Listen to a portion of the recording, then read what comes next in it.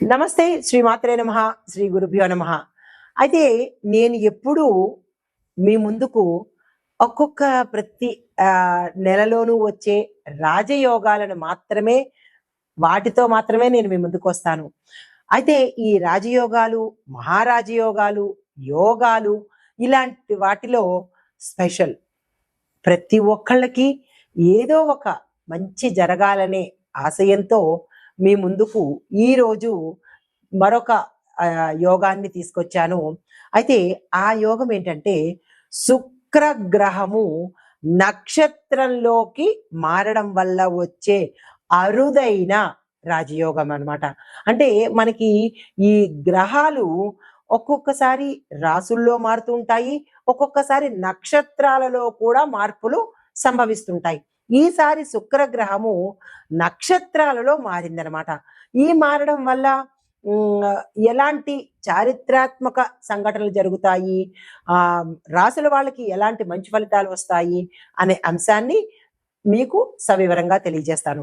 అయితే ఈ శుక్రగ్రహ మార్పులు, నక్షత్ర మార్పులు ఏ సమయంలో ఏ రోజు నుంచి ఎలాంటి ఫలితాలు ఇస్తాయి అంటే కనుక జూన్ 13 నుంచి 2025 అంటే గత నెల 2025 జూన్ 13లోనే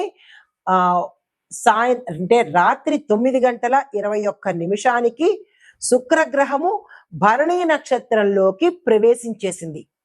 అయితే ఇది ఎప్పటి వరకు ఉంటుందంటే 6 వారాల సమయం వరకు ఈ సమయము అంటే ఈ రాజయోగము ఉండబోతోంది. ఆ సమయం ఎప్పుడు అంటే జూన్ 26 మళ్ళా మధ్యాహ్నం 12:24 సమయానికి శుక్రుడు కృత్తికా నక్షత్రంలోకి మారాడు. అంటే భరణి నక్షత్రంలో నుంచి కృత్తికలోకి మారాడు. ఇలా ఒకే సమయంలో ఒకే నెలలో 2 నక్షత్రాలు శుక్రగ్రహం మారింది. అయితే వీటి యొక్క ఫలితాలు కొన్ని రాసులు లక్కీ రాసులు, రాజయోగాలే కాదు సుమండి, ఈ రాజయోగాలలో కూడా నక్షత్ర రాజయోగాలను కూడా మీకు నేను అందిస్తున్నాను. అయితే 4-5 రాసులు అయితే మాత్రము చాలా చక్కగా ఉండబోతున్నాయి. మేషరాశి, వృషభ రాశి, మిథున రాశి, ధనస్సు రాశి, సింహము ఈ రాశుల వాళ్ళకి విశేషంగా ఉండబోతోంది. అయితే ఇవి ఎందుకు లక్కీ రాశులు అనేది కూడా మీకు తెలియపరుస్తాను. శుక్రగ్రహము సంపదకు, సౌఖ్యానికి, ఆనందానికి ప్రతీక.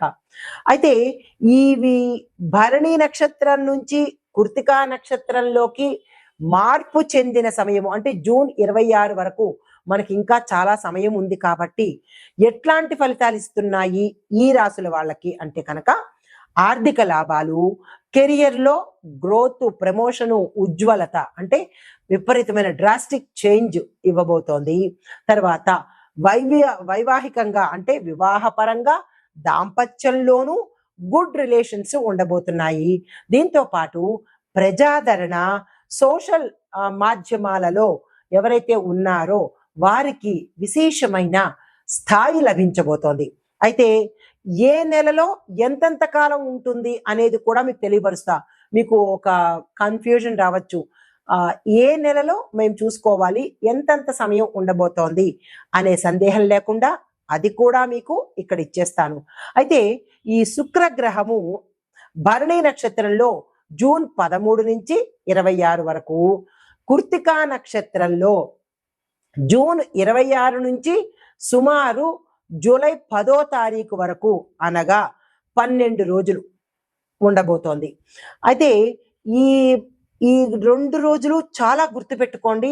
వీలైతే స్కిప్ చేయకుండా నోట్ చేసుకునే ప్రయత్నం చేయండి, లేదా మరల చూసే ప్రయత్నం చేసుకోండి. శుక్రుడు స్వరాశిలోనే అంటే వృషభ రాశిలోనే జూన్ 29 నుంచి జూలై 26 వరకు ఉంటాడనమాట. ఇది కూడా మీరు చాలా జాగ్రత్తగా ఏ రాశుల వాళ్ళకి ఏ సమయాల్లో అనేది చెప్పాను కాబట్టి రాసుకుని నేను చెప్పే పరిహారాలు కానీ ఈ యొక్క ఫలితాలు కానీ జాగ్రత్తగా చూసుకునే ప్రయత్నం చేసుకోండి. అయితే మొత్తంగా చూసినట్టయితే జూన్ 13 నుంచి జూలై 26 వరకు సుమారుగా 6 వారాల పాటు ఈ శుక్రుడు సంచారం చేయబోతున్నాడు అనమాట. విశేషమైన ఫలితాలను ఇవ్వబోతున్నాడండి. అయితే ఆ రాసులకే కాకుండా దేశకాలమాన న్యాయ ఆర్థిక రాజకీయ రంగాల్లో కూడా మనం చూసుకోవాలి కదా. ఇప్పుడు ఒక్కొక్క పరిధిలోనూ ఎలా ఉండబోతోంది అనేది చెప్తాను. ముందుగా ఆర్థికంగా చూసినట్టయితే ద్రవ్య వేదన అంటే స్టాక్ మార్కెట్లో కావచ్చు పెరుగుదల కనబడుతోంది. టెక్, ఎఫ్ఎంసిజి, ఐటీ రంగాలలో వృద్ధి కూడా కనబడుతోంది. తర్వాత విదేశ పెట్టుబడులు చాలా ఫ్లో ఎక్కువగా ఉండబోతోంది. వృషభ, మిథున, ధనస్సు రాశుల కలిసే ఈ అనుసంధానం అనేది ఏర్పడబోతోంది. తర్వాత పేమెంట్ వ్యవస్థలో సౌకర్యాన్ని తీసుకొస్తున్నారు. ఈ స్కాముల బారిట ప్రజలు పడకుండా ఉండడం కోసము డిజిటల్ సేవలు, ఈ కామర్స్ సేవలు అంటే చాలా మంది మనకి ఈ పేమెంట్లు, జీపేలు, ఫోన్ పేలు ఇలాంటి పేమెంట్లలో స్కామ్స్ ఎదుర్కొంటున్నారు. కాబట్టి ప్రజల కోసము మన ప్రభుత్వము కొత్త కొత్త టెక్నాలజీని మనకి అందుబాటులోకి తీసుకురాబోతోంది. ఈ కామర్స్ ఒకటి, డిజిటల్ సేవలు ఒకటి అందుబాటులోకి తీసుకొస్తోంది. అయితే ఇంకా రాజకీయ పరిస్థితులు చూసినట్టయితే కనుక రాష్ట్ర ఎన్నికల సమీకరణాలు జరగబోతున్నాయి. ఇప్పటికే జనవరి, మార్చిల్లో గమనించినట్టయితే కనుక మే 14 నుంచి శుక్రయోగం కూడా మనకి కంజెక్టివ్ అవుతోంది.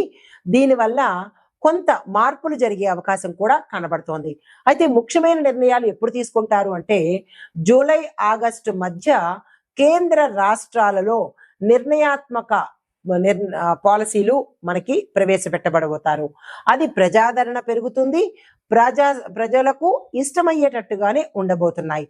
అయితే న్యాయ వ్యవస్థ ఎలా ఉంటుంది అంటే కనుక పెండింగ్ కేసులు తీర్పుకు వచ్చేటట్టుగాను కొన్ని కీలకమైన ఆధారాలతో నిర్ణయాలు ఇవ్వడం జరుగుతుంది. తర్వాత మెరుగైన పబ్లిక్ సర్వీసెస్ ని మనకి న్యాయ వ్యవస్థ ద్వారా ప్రతి ఒక్క పౌరుడికి అందుబాటులోకి వస్తాయి. తర్వాత రక్షణ విభాగం చూసినట్టయితే ఆర్మీ, పోలీసులు ఆపరేషన్స్ అనేవి కొత్తగా అంటే టెక్నాలజీ పరంగా కావచ్చు, లేదా అంటే కొంచెం పటిష్టంగా ఉండేటట్టుగా చర్యలు తీసుకోబోతున్నారు. సైబర్ సెక్యూరిటీ ఆధునికీకరణ చాలా ఫాస్ట్ గా తీసుకుంటున్నారు. ఎందుకంటే సైబర్ నేరాలు ఎక్కువగా జరుగుతున్నాయి కాబట్టి వాటిని తగ్గించి ప్రజలకు మేలు చెయ్యాలి అనే ధోరణిలో డిజిటల్ కి కొంచెం మార్పు చేర్పులు చేసి ప్రజల్ని సైబర్ నేరాలకు దూరంగా ఉంచే ప్రయత్నం మన ప్రభుత్వం తీసుకోబోతోంది. చాలా చక్కని విషయం ఇది. అయితే రాశి వారీగా దేశవ్యాప్తంగా ఈ యోగం ఎలా ఉండబోతోంది అంటే కనుక ఆర్థిక రంగం చూసినట్టయితే లాభాల వృద్ధి, ఎంఎస్ఎంఈ, ఎస్ఎంఈ విభాగాలలో మనకి ఉత్ప్రేరణ, డెవలప్మెంట్ కనబడుతోంది. రాజకీయ పరంగా చూసుకున్నట్టయితే ఓవరాల్ గా రాజకీయ నాయకులకు జనాల యొక్క డిమాండ్ ఉంటుంది, సార్వత్రిక అవగాహన ఏర్పడుతుంది. ఇక న్యాయ వ్యవస్థ తీసుకున్నట్టయితే కనుక తీర్పు వేగవంతంగాను, ట్రాన్స్పరెన్సీగాను ఉండబోతోంది. రక్షణ రంగం చూసుకున్నట్టయితే సరిహద్దుల్లో భద్రతా ఏర్పాట్లు, సైబర్ డ్రోన్స్ ఏర్పాటు చేయడము, సాంకేతికంగా టెక్నికల్ గా మరింత బలం పుంజుకునేటట్టుగా ఉండబోతోంది. అయితే సామాజిక పరంగా చూసుకున్నట్టయితే కనుక యువతలు మంచి మార్పు రావడము, దీంతో పాటు స్త్రీ సాధికారికత ఎక్కువగా ఉండబోతోంది. అయితే అభివృద్ధి పరంగా చూసుకున్నట్టయితే కనుక ఇన్ఫ్రాస్ట్రక్చర్స్ కానీ, ఐ ప్రాజెక్ట్స్ కానీ, డిజిటల్ ఇండియాలో కానీ, లేదా వైద్య విద్య రంగాలు డెవలప్ అవ్వడం ఎక్కువగా మనం గమనించబోతున్నాము. అయితే వీటి పరంగా చూసుకున్నట్టయితే మరి మేషాది ద్వాదశ రాశుల వారికి ఎలా ఉండబోతోంది అనేది ఇప్పుడు మీకు సవివరంగా తెలియజేస్తాను. అయితే ఈ శుక్రగ్రహము నక్షత్రాలు మారడం వల్ల వచ్చే యోగాలు ఏమిటి అనేది ప్రప్రథంగా నేనే తెలియజేశాను. అయితే వీటి క్రమంలో మేషాది ద్వాదశ రాశుల వారికి ఎలా ఉండబోతోంది అంటే తదుపరి రాశి కన్యా రాశి. ఈ రాశి వారి యొక్క గ్రహస్థితి శుక్రుడు మీకు 9వ ఇంట సంచారం చేస్తున్నాడు. ఈ సంచార ఫలితం ఎలా ఉంటుందంటే మీకు అదృష్టం చాలా విపరీతంగా ఉండబోతోంది. ఏ రంగంలో ఉన్న వాళ్ళకైనా సరే అదృష్టం వరించబోతోంది. దీంతో పాటు గురువు యొక్క అనుగ్రహం కూడా ఈ సమయంలో మీకు అందుబాటులోకి వస్తుంది. మీకోసం ఒక చిన్ని మంత్రాన్ని చెప్తున్నాను, జపం చేసుకొని అనుష్ఠానం చేసుకున్నట్టయితే విశేషమైన ఫలితాలు పొందుతారు.